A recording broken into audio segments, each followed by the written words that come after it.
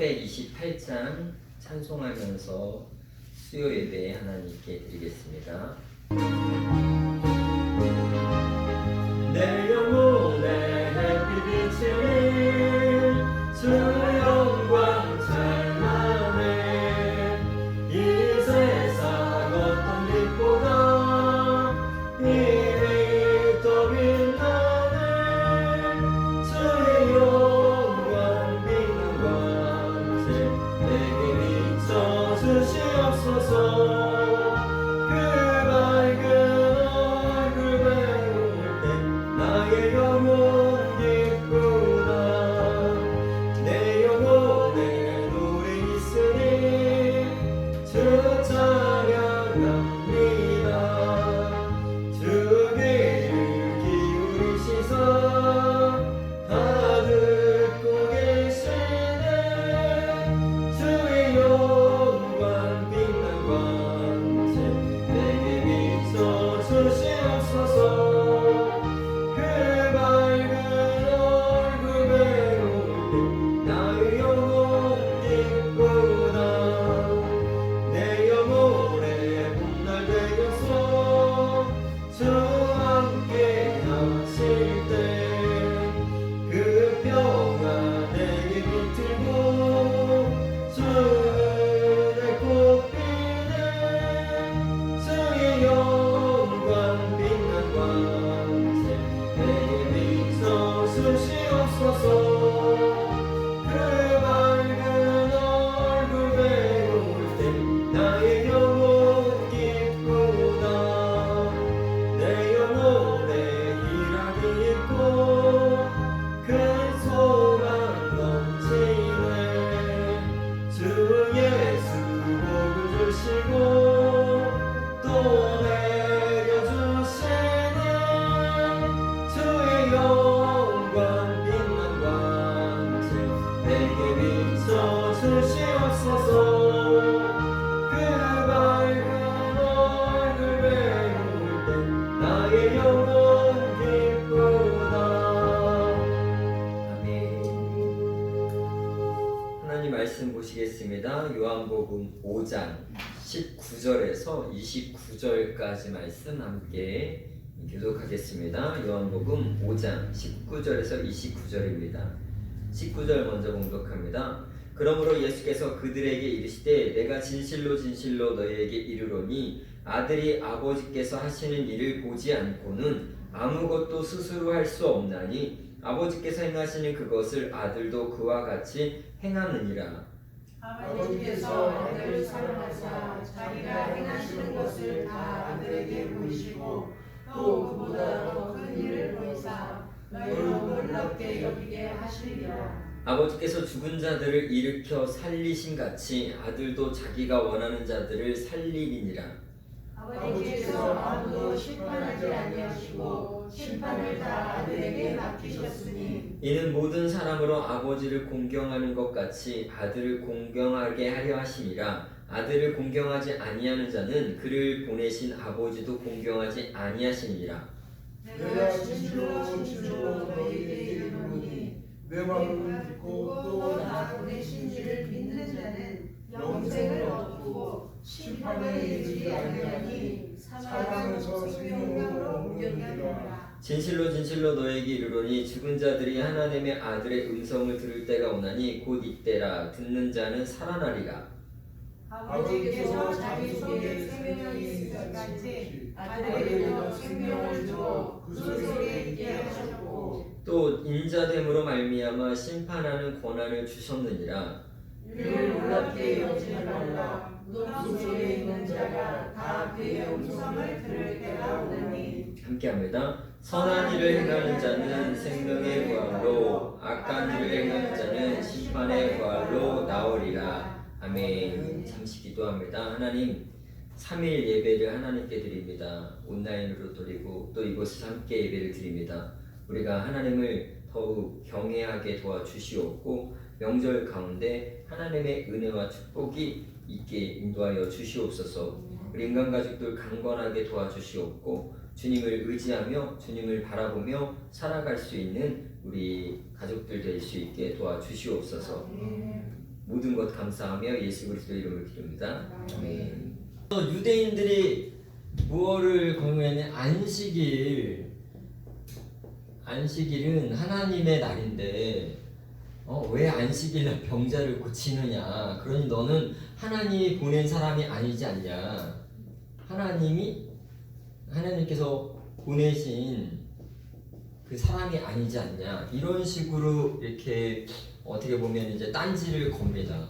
그래서 지금 오늘 이 본문을 보면 요한복음 5장 19절부터 29절은요, 예수님께서 하나님이 자신에게 주신 권위를 증거하시는 거더라고요. 그러니까 이 요한복음 5장 19절에서 29절은 하나님의 아들로서 아들의 권위를 증거합니다. 이제 앞으로 계속해서 유대인들은 뭘 걸고 넘어지냐면요, 이 안식일을 걸고 넘어져요. 왜? 예수님께서는 항상 선한 일을 하시거든요. 병자를 고치고 천국 복음을 전하고 하나님의 사랑을 전하는데, 그거에 있어서 뭐 걸고 넘어질 게 없어요.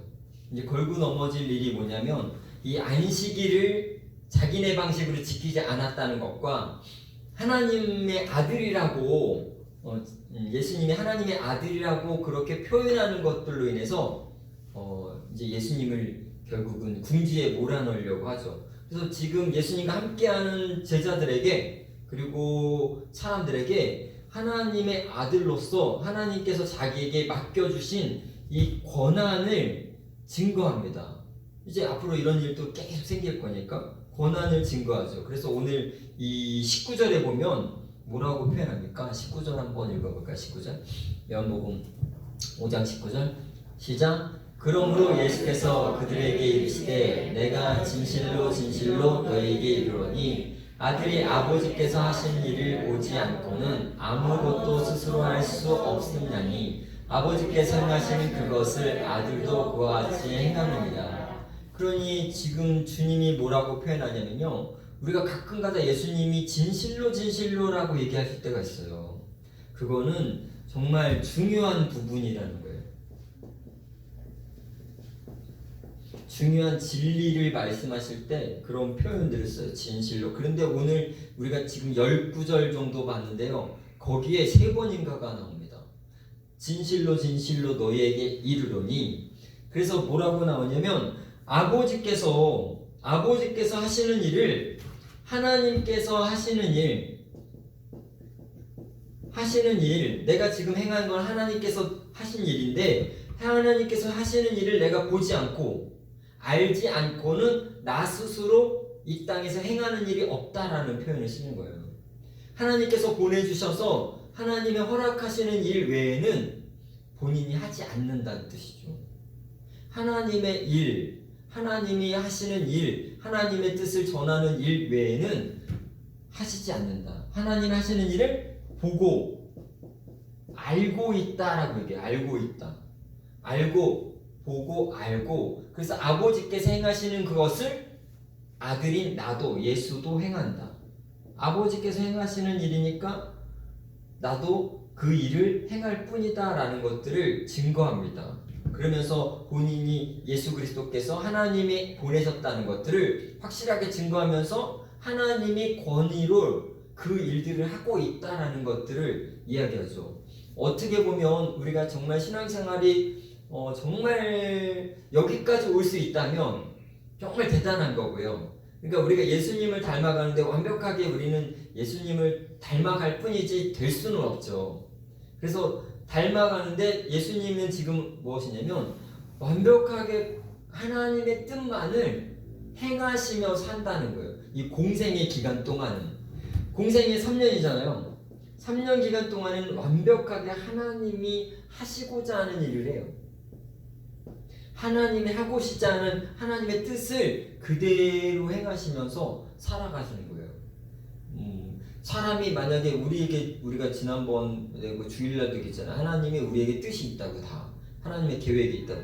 그것을 우리의 인생 중에 정말 몇 프로를 이루느냐, 얼마큼을 행할 수 있느냐, 그것이 우리의 믿음에 어떤 달려있다는 뜻이에요. 우리의 믿음이 좋으면 좋을수록 그것을 많이 하게 되고요. 믿음이 없으면 없을수록 자기를 위해서 많이 살게 됩니다. 자기에게 시간과 자기가 좋아하는 것에 시간을 많이 투자하고 살게 되고요. 믿음이 상승하고 믿음이 더 좋을수록 하나님의 일에 우리의 시간과 우리의 삶을 많이 드리게 되죠. 근데 주님은 3년 동안 하나님이 원하시는 일들만 합니다. 그렇게 행하시죠. 그래서 주님이 아버지께서 보고 내가 알고 하지 않고는 나는 행하는 일이 없다라는 것을, 하나님의 뜻을 행하고 있다는 것을 그대로 증거하죠. 그래서 20절에 보면요, 이렇게 얘기해요. 아버지께서 아들을 사랑하사 자기를 행하시는 것을 다 아들에게 보이시고 또 그보다 더 큰 일을 보이사 너희로 놀랍게 여기게 하시니라. 그래서 하나님이요, 아들에게 자신이 행하고자 하는 일을 다 알려주신다는 거예요. 예수, 아들아, 너는 이런 일들을 하면서 하면 좋겠다. 넌 저기 가서 저 여인을 살렸으면 좋겠다. 넌 저쪽 지역에 가서 하나님의 천국 복음을 전해줬으면 좋겠다. 그 일들을 보이시고 그대로 행하시면서 살았는데요. 거기에 이유가 하나가 나와요. 아들에게 보이시고 또 이 아들을 뭐뭐 하사라고 하냐면 아들을 사랑하사 하나님의 뜻을 보여주신다는 거예요. 알려주신. 하나님이 이 예수 그리스도를 사랑하시니까 하나님의 뜻을 보여주고 알려주세요. 이 비슷한 일들이 구약시대에 하나님이 아브라함에게 오셨잖아요. 아브라함에게 오셔서 뭐라 그랬죠? 아브라함은 나의 친구라. 내가 하고자 하는 일 아브라함에게 숨기겠느냐? 아브라함에게 알려주는 거예요. 그래서 소돔과 고모라 땅이 그렇게 돼서 내가 거기를 거기에 의인이 없으면 멸망시키려고 왔다라는 것들을 알려주고 거기서 이 아브라함이 대화하죠. 그래서 여러분, 예수님이 이렇게 얘기하고, 그리고 예수님도 이와 비슷한 것들을 제자들에게 얘기했습니다. 특히 나다나엘에게 얘기했죠. 내가 너를 무화과나무에서 봤다는 것을 너 믿느냐? 그러면 너는 이보다 더 큰 일을 너는 보게 될 것이다. 알게 될 것이다. 하게 될 것이다. 결국은 하나님을 사랑하는 자, 그리고 하나님이 사랑하는 자에게는요, 하나님의 뜻을 알려주시는 거예요. 깨닫는 은혜를 주시는 거예요. 깨닫는 은혜. 알려주시는 거예요. 그리고 보여주시는 거예요. 이런 걸 보여주시면 그 하나님을 사랑하는 그 예수님, 하나님을 사랑하는 하나님의 사람은요, 그 일들을 하게 되는 거죠. 그 일들을 하게 되는 거예요. 알게 되고 보여주시면 그 일들을 하게 되는 거예요. 하나님이 이걸 원하시는 거구나. 그러면 하나님이 사랑하니까 그런 동기로 이 일들을 하는 거죠. 그래서 여러분, 우리가 결국은 어떻게 보면 주일날 아니면 수요일날 금요일날 아니면 새벽에 와서 우리는 무엇을 회복해야 되냐면 결국은 이 하나님을 사랑하는 이 영성을 회복하는 거예요. 영성을 회복해서 하나님의 뜻을 늘 깨달아 알고 그런 마음을 갖고 살아가려고 노력하는 거죠. 하나님이 날 사랑하시는구나. 하나님이 이 세상을 이렇게 사랑하시는구나. 그럼 내가 이렇게 이 뜻을 이루어드려야 되겠구나 라는 그런 마음을 회복하면서 그것이 어떻게 보면 우리 영적인 동기부여가 되는 거예요. 말씀이랑 어떤 이 예배나 찬양은 영적 동기부여가 되는 거예요. 그런데 이게 잘 안 되잖아요. 이게 잘 안 되면 억지로 동기부여를 시켜야 되는 거예요. 그래서 막 일을 시키거나 아니면 사명을 주거나 뭘 맡기거나 뭘 해오라고 하거나 숙제를 내주거나 말씀을 읽으라고 닥달하거나 이것이 이런 것들이 되는 거예요. 근데 정말 우리가 예배 이렇게 새벽 예배든지 수요 예배든지 금요차라든지 주일 예배든지 와서 이것이 영적인 동기부여가 확실히 되면요, 그런 거 필요 없어요. 그런 사람은 그냥 알아서 하는 거예요. 안 되는구나. 내가 하나님 말씀을 따라가지 않고는 안 되겠구나. 라고 해서 알아서 스스로 하게끔 되는 게 이 영적 동기부여가 있는 거죠. 주님은 항상 그래서 이 기도의 자리를 찾아가셨던 거고요. 그리고 이 하나님이 사랑하시니까 하나님의 뜻을 알려주시는 거예요. 여러분, 우리도 마찬가지예요. 그래서 예수님께서 제자들에게 세 계명을 줬는데 뭐냐? 세 계명을 너희에게 주니 너희는 서로 사랑하라. 너희가 서로 사랑하는 걸 통해서 너희가 내 제자인 줄을 세상이 알게 될 것이다. 결국 사랑하는 걸 통해서 하나님의 뜻도 알 수 있다는 거예요. 하나님의 뜻도 알 수 있고 하나님이 그 사람에게 보여주는 그 뜻이 더 깨닫는 뜻이 더 커진다는 거예요. 내가 하나님을 더 사랑하고 신뢰할수록 하나님께서 우리에게 알려주시고 깨닫게 하는 폭이 더 커지는 거예요. 그런데 그런 것이 없으면 당연히 줄어들 수밖에 없는 거죠. 믿음이 적고 하나님 사랑하는 마음이 적은데 그 사람에게 어떻게 하나님 뜻을 다 보여주겠습니까? 보여준들 뭐 움직이겠습니까? 이 영적 동기부여가 안 됐는데. 그래서 영적 동기부여는요, 이 교회에 와서 기도할 때 말씀을 통해서 내가 스스로 찾아야 되고 내가 스스로 일으켜야 되는 겁니다. 아니면 누가 해줘야 되는데, 솔직히 말해서 이 영적인 동기부여는 그렇게 쉽게 누군가 해줄 수 있는 일은 아니에요. 그래서 이것은 정말 하나님과 나 사이에 내가 찾는 것이 가장 좋은 겁니다. 하나님과 나 사이에. 아니면 누가 해줘야 됩니다. 그래서 우리 이제 목사님들이 막 그런 걸 깨우치려고 막 하는 거고, 그리고 막 그래서 그것도 안 된다 하면 막 부흥회를 하는 거죠. 너무 영이 죽어 있으니까, 깨닫지 못하니까. 그래서 막 그냥 강하게 깨우는 거예요. 근데 이게 스스로 되면, 그러면 여러분 매주 은혜로 살 수 있습니다. 한 주간을 은혜 없이 여러분 사는 게 정말 힘든 일이에요. 일주일 동안 물론 하루 이틀은 은혜 없이 살아갈 수 있지만 한 주를 은혜 없이 사는 거는요 정말 힘든 일입니다. 그래서 이런 것들을 계속 회복하는 거예요.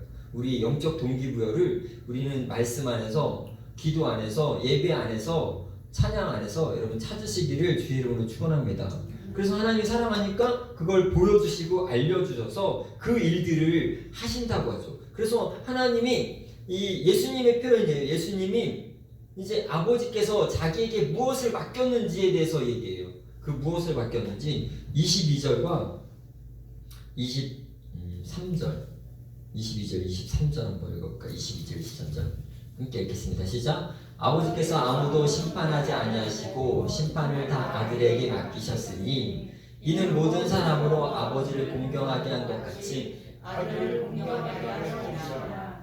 공경하지 않은 자는 그를 보내신 아버지도 공경하지 아니하니라. 그래서 뭘 맡겼습니까? 하나님이 이 예수 그리스도에게 지금 예수님을 보내시면서 구원의 주로 보내셨어요. 명백히 구원의 주님이에요. 그런데 그 구원의 주, 그 구원을 주시는 주님을 믿지 않는다면, 보내신 이를 믿지 않는다면, 공경하지 않는다면 그것이 뭐냐? 심판을 맡기신다는 거예요. 심판을 하나님이 하시지 않고 이 심판을 아들에게 맡기셨다. 이유가 나왔죠. 왜 그러냐? 사람들이 아버지를 공경하는 것 같이 아들 예수를 공경하게 만들려고,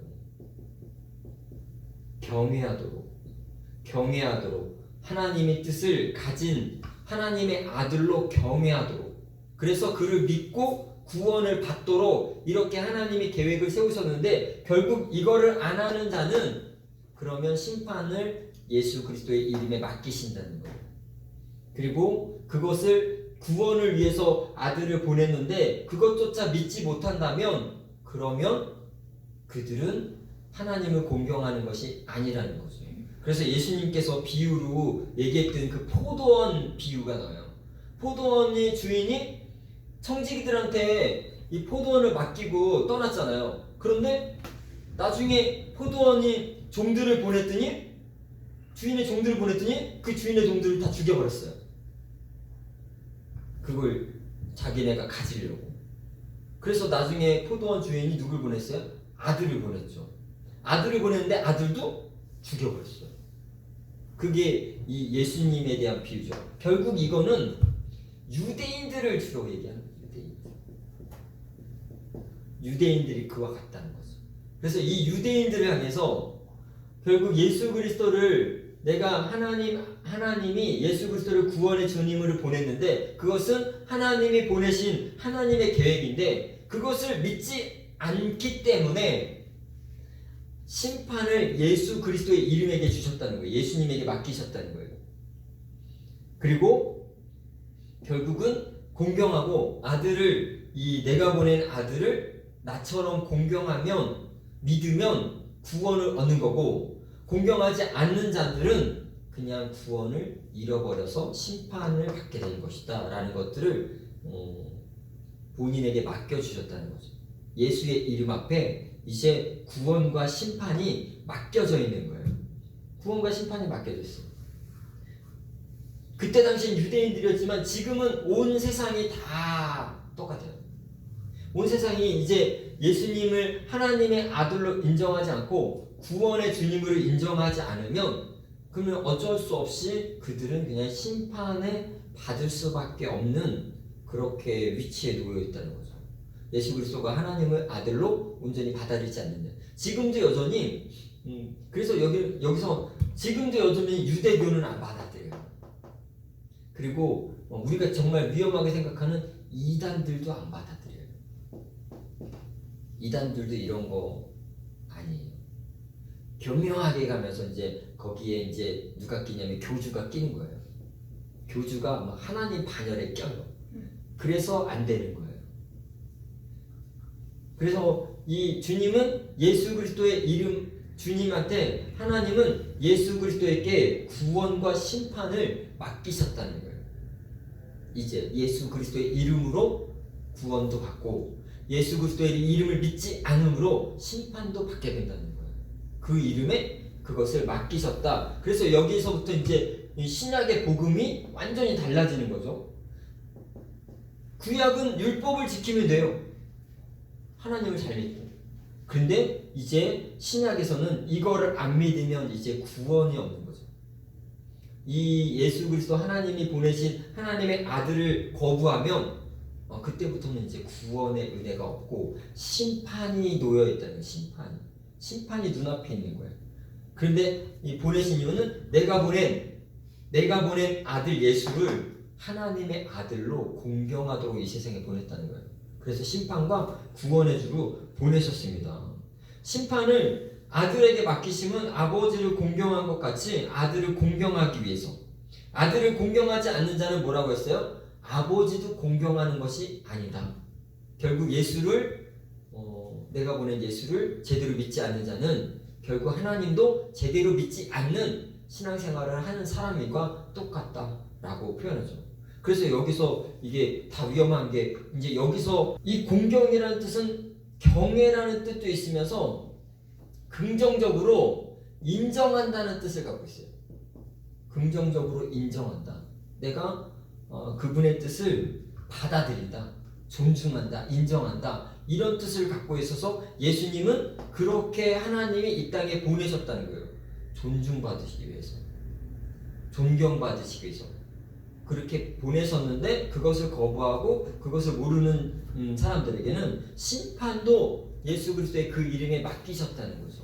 그래서 결국 예수님은 지금 자신의 권한을 뭐로 얘기하세요? 자신의 권한을 어떤 권한을 주셨냐?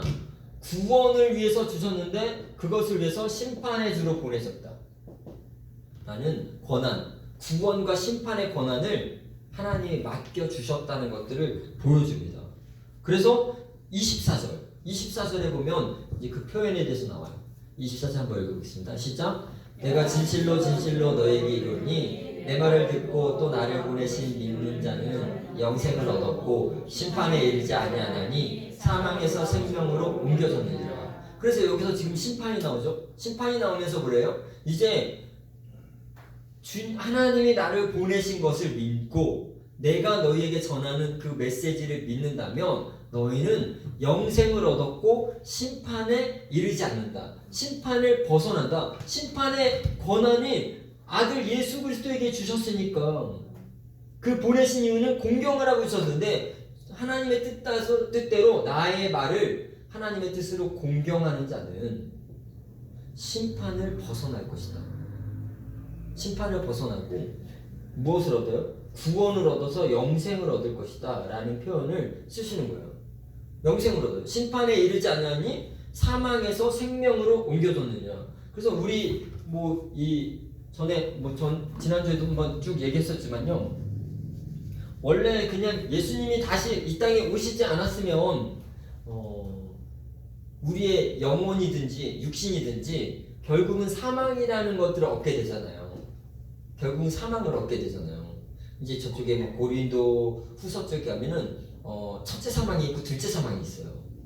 근데 우리가 그냥 간단하게 이해하기 쉽게 얘기하면 이 사망이라는 것들은 한 번 태어나면 누구나 다 죽잖아요. 그런데 이 사망의 첫 번째 사망은 일단은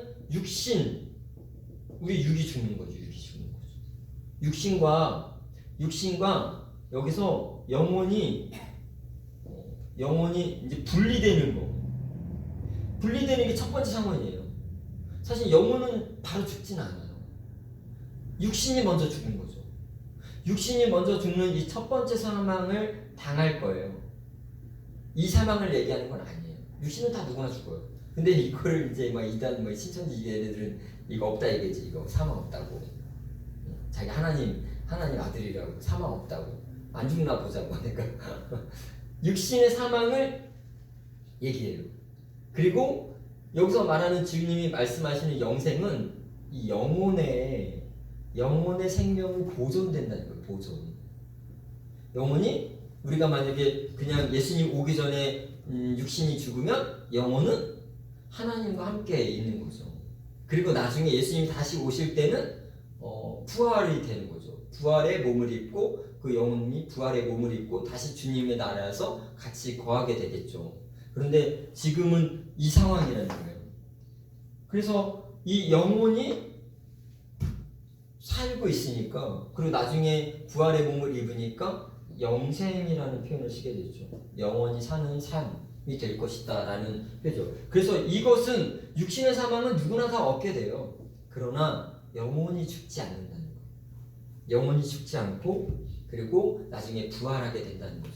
그래서 주님이 이것을 믿는 자는 심판에 이르지 아니하고 사망에서 생명으로 옮겨졌는데, 사망에서 여러분 생명으로 옮겨졌는데 언제 옮겨졌을까요? 언제 옮겨질까요? 아니, 언제 옮겨질까요? 예수님 지금 저 말을 그대로 인용하면 돼요. 듣고 우리가 믿을 때 바로 이어지는 거예요. 내가 예수를 영접했을 때 이것은 바로 옮겨진 거예요. 바로 옮겨진 거예요. 그런데 구원을 얻기 전까지 이것을 놓치는 사람들이 있는 거죠. 여기에 이제 저 원어 이런 부분들을 더 세세하게 하면 더 좋겠지만, 그건 나중에 이제 부목사님 한번 해보고요. 바로 이 순간에 바로 생명으로 옮겨지는 거예요. 이 뜻은, 주님이 말씀하시는 이 뜻은 사망에서 생명으로 옮겨질 때 예수 그리스도를 영접하고 예수 그리스도의 지금 말씀하신 이 말씀을 믿고 따르는 자는 바로 옮겨져요. 생명이. 바로 생명이 있는 거예요. 그런데 구원을 얻기까지는 그걸 유지해야 되는 거죠. 유지. 믿음을 가지고 있어야 되는 거죠. 만약에 구원을 얻기 전에 믿음을 깨고 언약을 깼다, 하나님과의 약속을 깼다, 그러면 이렇게 갈 수 있는 거죠. 예수님을 내가 한번 영접하면 그게 사망에서 바로 우리의 영혼이 생명으로 옮겨져 갔어요. 내가 놓치지만 않아요. 내가 버리지만 않아요. 그리고 우리는 지금 어떤 상태예요? 생명으로 옮겨져 있는 상태죠. 우리는 사망을 더 이상 두려워할 필요는 없는 거예요. 생명으로 옮겨져 있는 상태예요. 다만 주님만 잘 바라보고 따라가면 이 세상에서 복을 얻고, 그리고 주님이 주시는 그 은혜로 생명의 부활을 맞이하게 된다는 거죠. 그래서 마지막 한번 이제 볼게요. 이제 부활했대. 그래서 이 26절 27절 한번 읽어보겠습니다. 26절 27절 함께 읽겠습니다. 시작. 아버지께서 자기 속에 생명이 있음 같이 생명을 주어 그 속에 있게 하셨고 또 인자됨으로 말미암아 심판하는 권한을 주셨습니다. 그러니 여기서 구원과 심판과 생명을 예수 그리스도께 주셨은 거예요. 이것은 예수님의 권한에 있는 거예요. 그래서 여기서 이 권한을 볼 때 예수님은 하나님 삼위일체 하나님과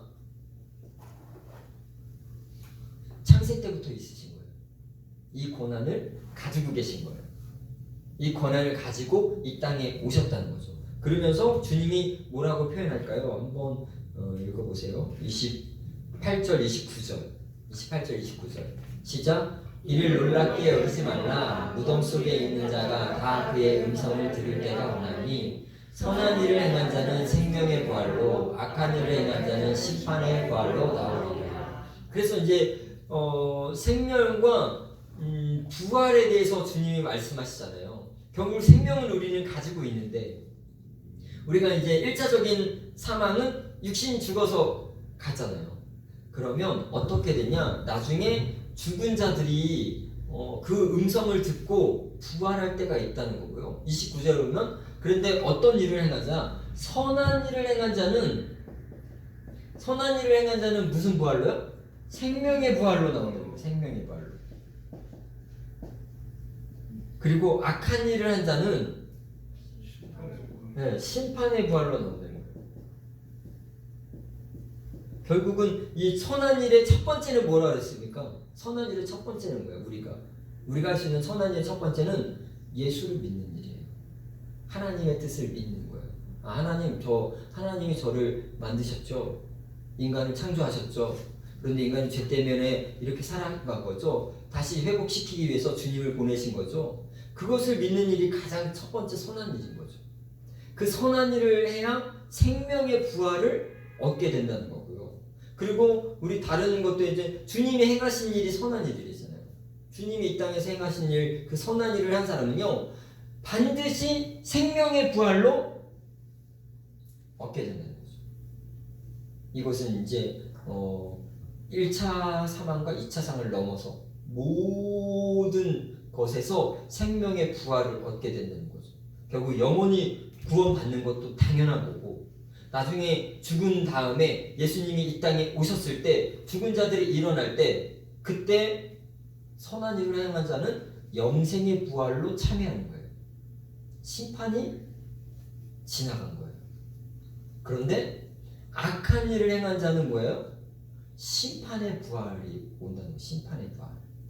심판의 부활이요. 그래서 이미 악한 일을 행하며 이 주를 거부했던 사람들은 사는 것 자체도 심판이고 죽은 다음에도 심판이 또 있는 거예요. 그러니까 심판이 계속 기다리고 있는 거예요. 결국은 정말 소망이 없는 삶을 이야기하죠. 우리는 어떻게 해야 돼요? 우리의 이 구원과 생명 이것을 주님이 우리에게 주셨으면 그것을 온전히 믿고 잘 유지하면서 가는 거죠. 선한 일을 하면서. 선한 일을 하면 생명의 부활로, 악한 일을 한 사람은 심판의 부활로 나갈 수밖에 없는 거예요. 주님이 말씀하신 그대로 되니까요. 그래서 이게 사실 성경이 특히 요한복음이 좀 내용이 주님이 말씀하시는 거지만 정말 깊어서 막 못 알아들을 때가 있어요. 어떤 뜻인지 모르겠어요. 그런데 우리는 거기서 좀 찾아서 알아야 돼요. 하나님 자꾸 이제 안식일 논쟁이 막 벌어지면서 그것 때문에 안 믿는 사람들이 생겨나니까 주님이 그 하나님이 내게 맡겨주신 정말 안식일의 주인은 누구인가?